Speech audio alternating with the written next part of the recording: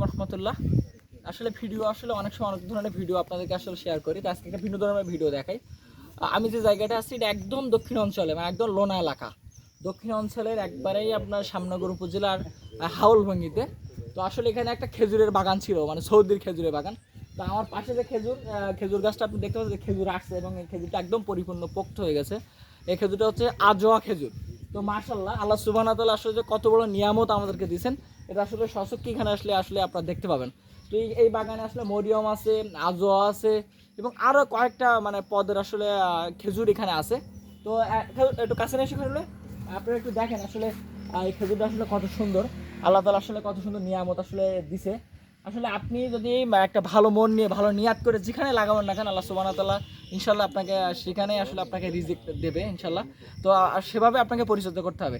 তো আমি আর কয়েকটা গাছ আপনাদেরকে একটু দেখাই, আপনার সাথে থাকুন। মরিয়ম খেজুর, সরি, গাছটা থেকে মরিয়ম খেজুর। তো আপনি দেখেন এই খেজুর গাছটা যে মানে 4 বছরের ফলন আসছে।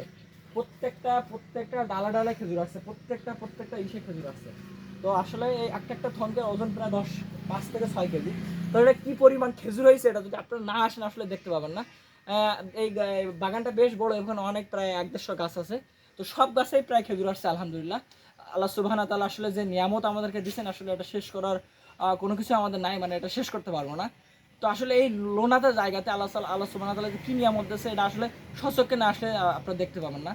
আমাদের অনেক দিনের ইচ্ছা ছিল রাস্তাতে যাওয়ার সময় আসলে বাগানটা একটু পরিদর্শন করার।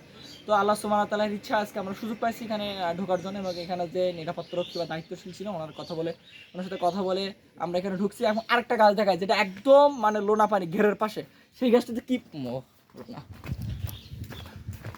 আপলোড দেখবেন মনে থাকবে এটা। ওর খেজুরি এই গাছটাই খেজুরি, এই গাছ নিতে হবে। হ্যাঁ না, একটু দূরে তিন ও যেটা আপনাদের